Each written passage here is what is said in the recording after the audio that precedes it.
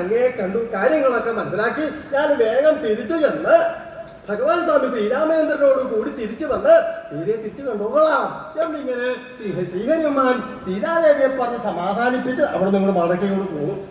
പോന്നു കഴിഞ്ഞപ്പോൾ ആലോചിച്ചത്, അല്ല ഞാൻ ഇവിടെ വന്ന വർത്തമാനം ആരും അറിഞ്ഞിട്ടില്ല. ഇവിടെ വന്ന് എന്നേക്കാൾ മുമ്പ് പല ആൾക്കാരും ഇവിടെ വന്നു അല്ലേ, ഇങ്ങനെ വേഷമൊക്കെ കിട്ടിയില്ലേ, അത് വലിയ ചിത്രവും പടമൊക്കെ കൊടുത്തിട്ട് അറിയിക്കേണ്ടായിട്ടല്ലേ. ഞാനിവിടെ വന്ന ചെറുതായിട്ടൊന്ന് നേരൊരു പേരിന് അല്ലേ, അങ്ങനെയല്ലേ ഇപ്പം ഉണ്ടായിട്ടുള്ളത്. എൻ്റെ പേര് തന്നെ ഇല്ലേ, വിളിച്ചാലോ പറഞ്ഞു കഴിഞ്ഞാലേ അറിയുള്ളൂ അല്ലേ. മറ്റേതാ ചിത്രമൊക്കെ വെച്ച് അറിയിച്ചിരിക്കുന്നത്, പിന്നെ അടുത്ത് ഇന്നയാൾ വരുന്നുണ്ടോ എന്നൊക്കെ അറിയിക്കേണ്ടായിട്ടുള്ളത്. അത് പറഞ്ഞപ്പോൾ അല്ലോ അതാ പോണം, വേണം ഇപ്പം വിളിച്ച് ചോദിക്കാം ഞാൻ തന്നെയാണോ ഇവിടെ നിൽക്കുന്നതെന്ന്, വേണം നോക്കിക്കോളൂ. ഏതായാലും അങ്ങനെ ആയിട്ടുണ്ട്. ചിത്രം വെച്ചാലേ അറിയുള്ളൂ, ചിത്രം വെച്ചിട്ട് അറിയില്ല. ഇത് മാത്രമല്ല അവർക്കൊക്കെ വരാൻ അവസരം ചോദിച്ചു മേടിക്കുക അല്ലേ. ഞാനിവിടെ വന്നോട്ടെ, ഇവിടെ നിന്നോട്ടെ, ഞാനൊന്ന് പറഞ്ഞോട്ടെ. പറയാനും കാണിക്കാനും ഇപ്പൊ കൂടുതൽ ആൾക്കാരല്ലേ. രാമന്മാരൊക്കെ ഇവിടെ വന്ന് പറഞ്ഞിട്ട് അവസാനത്തെ ഒരു ദിവസം എന്നെ കൊണ്ട് പറയിപ്പിക്കലല്ലേ. ഇതെല്ലാ വർഷവും ഉണ്ട് കേട്ടോ, ഉള്ള കാര്യം മുടങ്ങില്ല. എന്റെ ഒരു അവതാരം തന്നെ ഇതാ, ഇത് പറയിക്കുക, കേൾക്കുക, ജീവിക്കുക എന്നുള്ളത് ആരും തന്നെയല്ലേ. ഇതില്ലെങ്കിൽ എനിക്ക് ജീവിക്കാൻ ഓർത്തില്ല. ദേവി പറഞ്ഞാൽ അത് സ്വാഭാവികം തീരുകയും ചെയ്യും. ഞാൻ വന്ന വർത്തമാനം ഒന്ന് അറിയിക്കണം എന്ന് വിചാരിച്ച് എന്താ ചെയ്തത്, എന്റെ സീതാദേവിക്ക് ദുഷ്പേരുണ്ടാവരുത്. രാത്രി അസംഖ്യ ആൾക്കാർ വന്ന് പോകില്ലേ, പോയി കഴിഞ്ഞാൽ എന്റെ ദേവിക്ക് അപമാനം ഉണ്ടാവുക, വന്നതെന്ന് അറിയിക്കണം എന്ന് നിശ്ചയിച്ച് ലങ്കയൊക്കെ ഒരുവിധം അങ്ങോട്ട് തവിട്ടുകുട്ടിയാക്കാൻ നോക്കി. ഏതായാലും ലങ്ക തവിട് പൊട്ടിക്കുക, രാക്ഷസന്മാരൊക്കെ ഓടിച്ചാടി നടക്കുക. അത് ഏത് രാക്ഷസ ഹമ്പടാ, അവനെ തല്ലിക്കൊല, ഇവനെ നിഗ്രഹിക്കുക. ഏതായാലും അത് സൈന്യങ്ങളിൽ ഒന്നാന്ന് തോന്നുന്നുണ്ടായാലും അവന്റെ അടുത്ത് പിടിച്ചു വന്നു. അവരുടെ ഒരു ഇടിയോ ഒരു അടിയോ ഒരു കടി, അവന്റെ കഥയും കൂടെ കഴിച്ചു. ഏതായാലും നോക്കിയാ രാത്രിയാ നല്ല ഉറക്കാം. ഉറക്കത്തിൽ പിച്ചുമ്പോ ഞാൻ പറയാൻ തോന്നുന്നില്ലേ, നോക്കിക്കോളൂ പിച്ചുമ്പോ പറയാം ഉറക്കത്തില്. അതിനെ ശരിയാക്കാം, അത് വലിയ രാക്ഷസയാ തോന്നുന്നുണ്ടായാലും അതിന്റെ അടുത്ത് രാക്ഷസനില്ല. ആ രാക്ഷസത്തിന്റെ അടുത്ത് രാക്ഷസൻ അവിടെ ഇല്ല. അത് വേണ്ട, ഞാൻ മുഖാന്തരം ആ രാക്ഷസിക്ക് പേര് ദോഷം ഉണ്ടാക്കാനുണ്ടായതായാലും ഞാനായിട്ട് മറ്റുള്ള ആൾക്കാർക്കാർക്കും പേര് ദോഷം ഉണ്ടാക്കിയിട്ടില്ല എന്ന് വരെ. ഏതായാലും ഈ മറ്റുള്ളവർ പറഞ്ഞത് നടന്നാൽ യുവാക്കന്മാർക്കാ കൂടുതൽ കുറ്റം അല്ലേ, ശരിയല്ലേ. യുവാക്കന്മാർക്ക് ഒന്നും വേണ്ട അല്ലെങ്കിൽ നിശ്ചയിച്ച് മറ്റുള്ള രാഷ്ട്രന്മാര് ആയുധങ്ങളൊക്കെ തലയ്ക്ക് വെച്ച് നല്ല കിടന്ന് ഉറക്കാം, കൂർക്കം വലിക്കുക, ലങ്ക രക്ഷിക്കണം എന്ന് വെച്ചോണ്ടാ ചിന്തിക്കണം. ഇവരൊക്കെ നല്ല ഉറക്കത്തെ പെട്ടിരിക്കുക. വേണം നോക്കില്ല, ഉറക്കത്തിൽ നടക്കുന്ന ആളാ വേണം നോക്കുള്ളൂ. ഏതായാലും ഒറ്റയ്ക്ക് നടക്കുക, സ്വപ്നം കണ്ട് നടക്കുക വേണം നോക്കുള്ളൂ. ഏതായാലും ഒക്കെ നിഗ്രഹിക്കാം. ചെന്നു പിൻകഴുത്തിൽ അടിച്ചു, അവരുടെ കഥ കഴിച്ചു, എല്ലാം കഴിച്ച് കാര്യങ്ങളൊക്കെ മനസ്സിലാക്കി തിരിച്ചു ചെന്ന് ഭഗവാൻ സ്വാമി ശ്രീരാമചന്ദ്രനോട് പറഞ്ഞു, അല്ലേ ഭഗവാൻ സ്വാമി ശ്രീരാമചന്ദ്രൻ ഇത് ദുഃഖിക്കേണ്ട, വിഷമിക്കേണ്ട. ലങ്കയെങ്കില് ഉദ്യാനത്തെങ്കിൽ രാക്ഷസീ പരിവൃതിയായിട്ട് അവിടെ ഇരിക്കുന്ന സീതാദേവി, ഇനി വേണ്ടത് തിരിച്ചു കൊണ്ടുവരാനുള്ള മാർഗം നോക്കിക്കോളൂ എന്നിങ്ങനെ പറഞ്ഞ സമയത്തെങ്കിൽ എന്തായി ഭഗവാൻ അതെന്തായാലും മുറുക്കി കിട്ടിയ ദണ്ഡകാഷ്ടം കാട്ടുകമ്പുകളുടെ അടുത്തറിഞ്ഞ് ഭഗവാൻ കോപിച്ച് പുറപ്പെട്ടു. ഭഗവാൻ കോപിച്ച് പുറപ്പെട്ടു, നമുക്കിറങ്ങി പുറപ്പെടണം. രാഷ്ട്രന്മാര് ബാലന്മാരെല്ലാരും കൂടെ കൂടി കിട്ടിയ ആയുധങ്ങളെല്ലാം കൂടി അതെ ഭഗവാൻ കോപിച്ചിറങ്ങി പുറപ്പെടുന്ന നോക്കുള്ളൂ. ഏതായാലും അവിടെ ഇരിക്കാനുള്ള ഭാവ കുറച്ച് സമാധാനമായി തോന്നുന്നുണ്ട്. വേണം നോക്കുള്ളൂ, നമുക്ക് ഒന്ന് സമാധാനിപ്പിക്കാം, നമ്മളും അദ്ദേഹത്തെ സഹായിക്കാനായിട്ട് പോവാം എന്നിങ്ങനെ വിചാരിച്ച് വാനരന്മാരെല്ലാം കൂടെ കൂടി ലങ്കയുടെ ഉത്തര ഗോപുരദ്വാരത്തിങ്കൽ സേനാധിവേശം ചെയ്ത് അവിടെ അങ്ങനെ അധിവസിക്കാം. അധിവസിച്ച സമയത്തെങ്കിലാണ് ഭഗവാൻ സുഗ്രീവനെ സമയത്തെങ്കിലും വിളിച്ചു, സുഗ്രീവ ഒരു ദൂതൻ പോട്ടേന്ന്. കേമാരി ഇനിയിപ്പോ ഒരു ദൂതം പോട്ടേന്ന്. വേഗം രാവണനെ നിഗ്രഹിച്ച് സീതയെ ദേവിയെ നമ്മുടെ ദേവിയെ കൊണ്ടുവരാമെന്ന് വിചാരിച്ച് പ്രത്യാശയോടുകൂടി ഇറങ്ങി പുറപ്പെട്ടത്. അപ്പോൾ ഒരു ദൂതം പോട്ടേന്ന്. കേമായി നന്നായി ഉണ്ടായാലും ഇനിയിപ്പോ ഒരു ദൂതം പോണോ ലങ്കയെങ്കിലേക്ക് പോണം. ഇല്ലെങ്കിലോ ജനങ്ങള് നമ്മളെ കുറിച്ച് അപവാദം പറയില്ലേ. ഇന്ന രീതിയിലാ അപവാദം എന്ന് പറയാൻ പറ്റുമോ?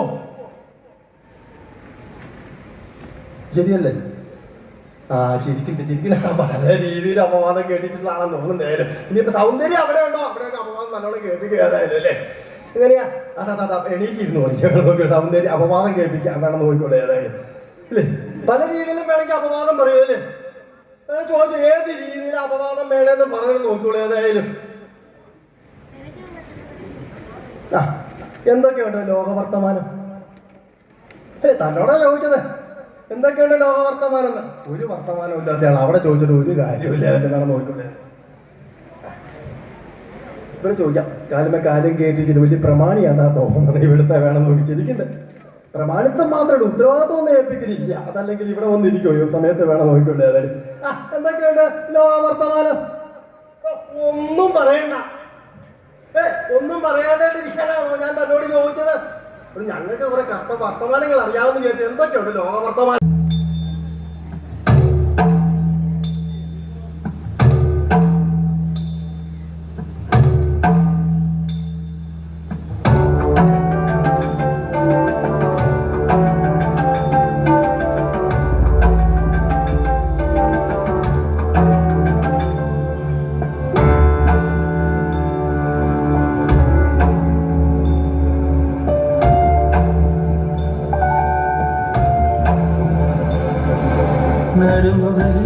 நறுமுகையே நீ ஒரு நாளிகை இல்லாய்.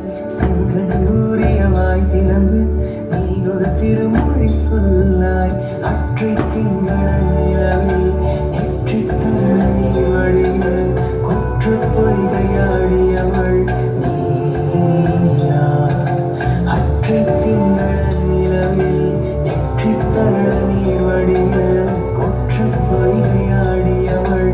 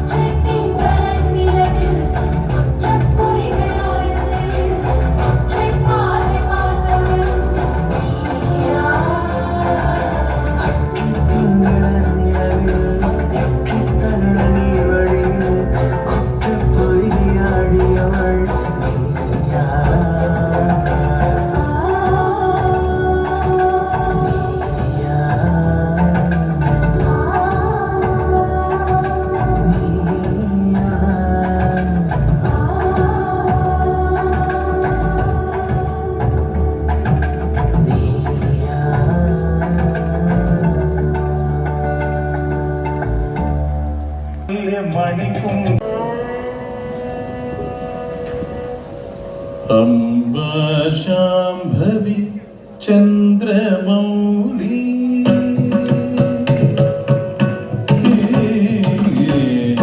अम्बा शाम्भवी चन्द्रमौली अबल पार्वती अम्बा शाम्भवी चन्द्रमौली अमल पार्वती काली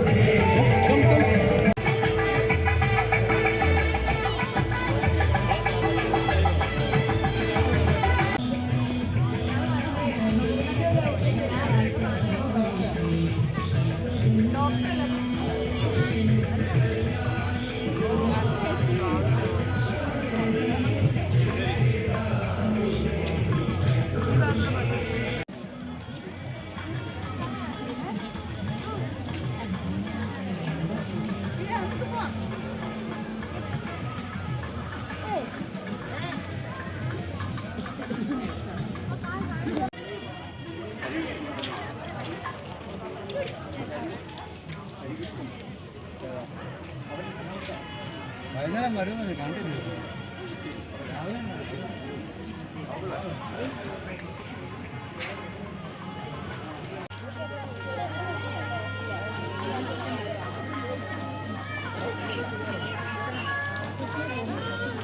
എനിക്കൊരു പോകുമ്പോൾ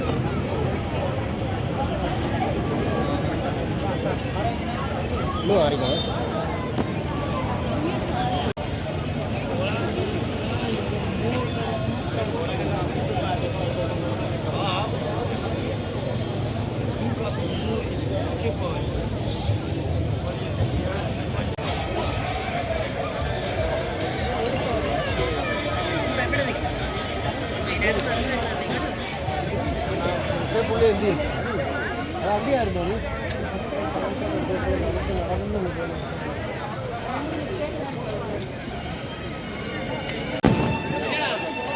ആളെ കൂടിയല്ലേ